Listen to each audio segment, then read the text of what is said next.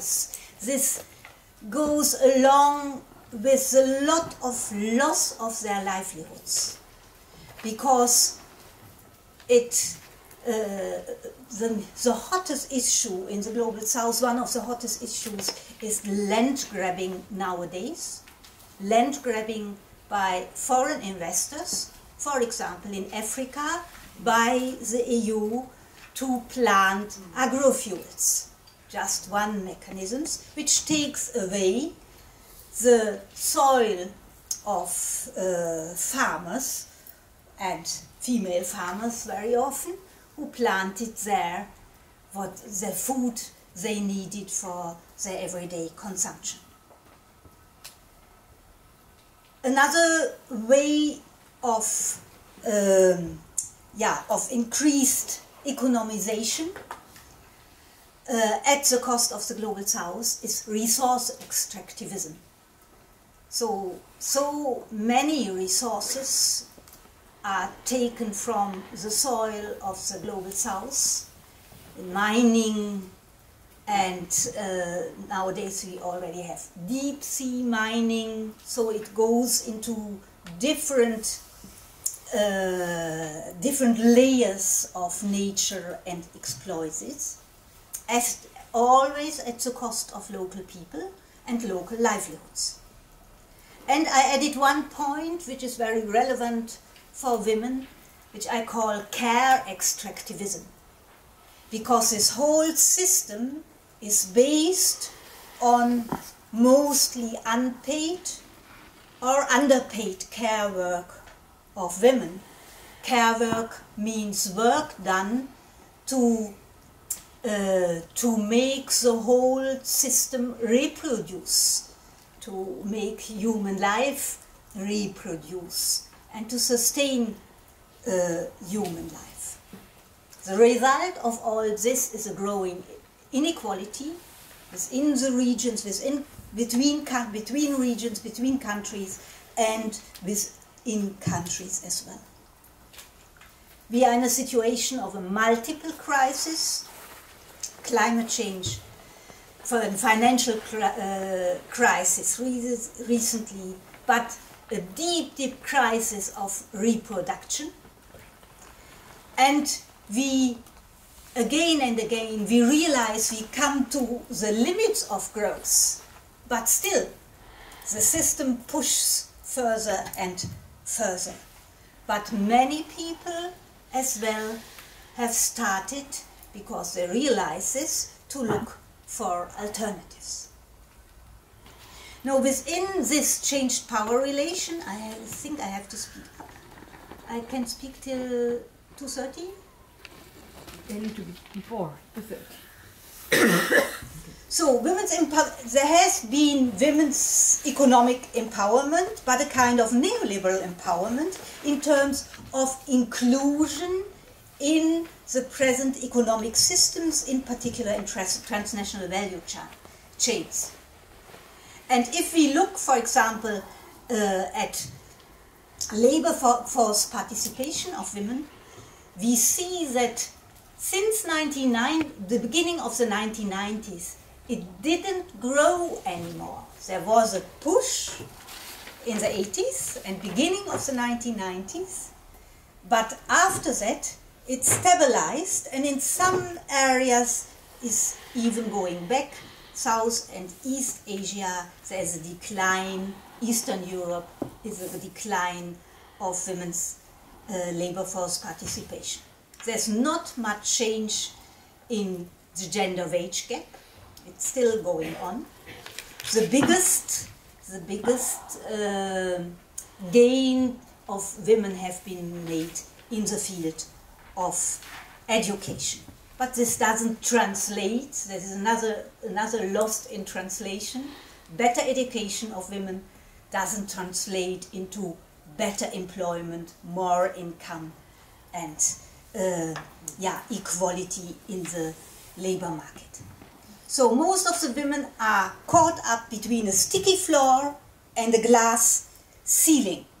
Sticky floor means they get stuck in flexible, precarious work on the one hand, And those women who make a kind of career, they have this glass top which they can't pass through.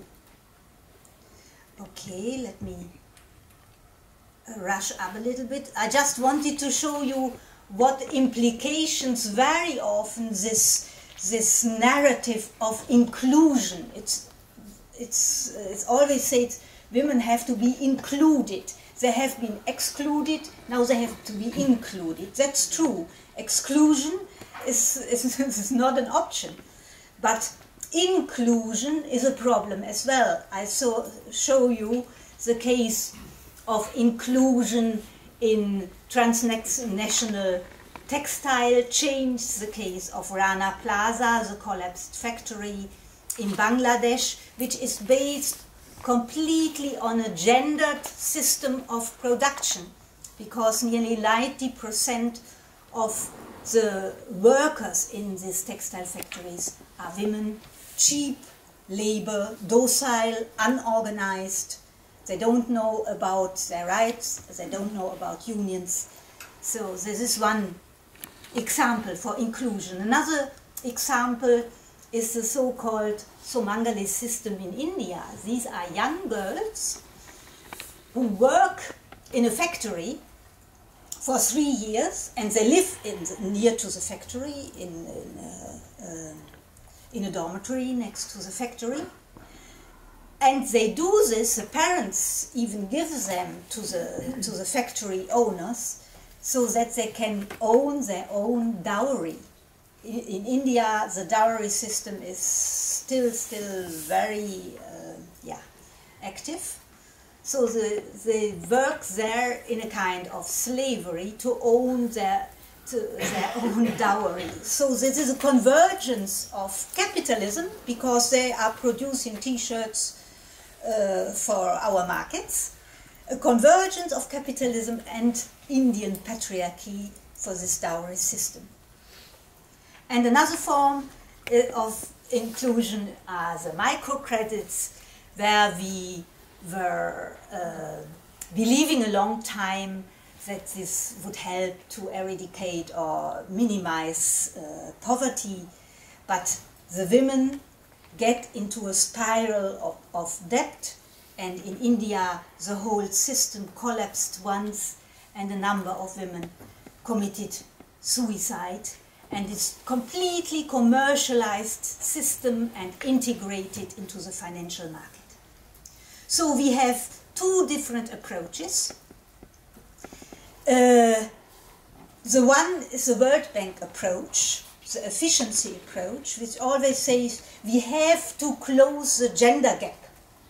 So women have to come into the market, we have to close the wage gap, we have to close the employment gap, which means that women always have to adjust to male norms. And the other approach is, this is a report written or published by UN Women. They speak about transforming economies and realizing rights, meaning that both has to go hand in hand. We have to change something in our economy if women and other marginalized groups in society can get equal rights. So, altogether, I think we have to look much more than we did it earlier to the local level. I would like to quote La Via Campesina and look what kind of answers people in their everyday life, women in their everyday life, they develop for the big questions we raised now. And they build, women on the local level, they build their own agendas. For example, Via Campesina.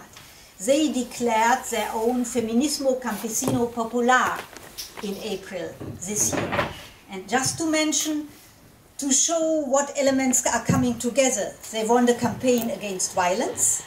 They want land rights. But if they talk about land rights, they don't think only about individual rights. Maybe in some contexts they mean individual land rights for women. But they speak about collective land rights as well. But because they feel very much threatened by land grabbing and eviction. And they said clearly in their Feminismo Campesino, they said clearly, yes, we want a gender equality agenda, but this is not enough. It's not sufficient. It doesn't help us, a gender equality agenda, for problems like land grabbing or commercial monocultures and other problems coming in by trade and transnational corporations. So, and since they have this critique of development, they are looking for alternative economic models, and in this case they call it cosmovisions, to live in a different relation, in a closer relation with nature, and have other exchange systems. Very strong at the local level are as well domestic workers, organizations of domestic workers. And this is an achievement of the past 20 years, that many organizations came up and spoke out for women's unpaid work and asked recognition, and they asked for decent work, that means labor standards for domestic workers and social security. So, for example, a friend of us, of White Plus, from a South Asian organization, their statement is, each woman is a worker, each worker needs social security. So they don't they don't speak about payment or wage, but they speak about social security. And these are new mechanisms how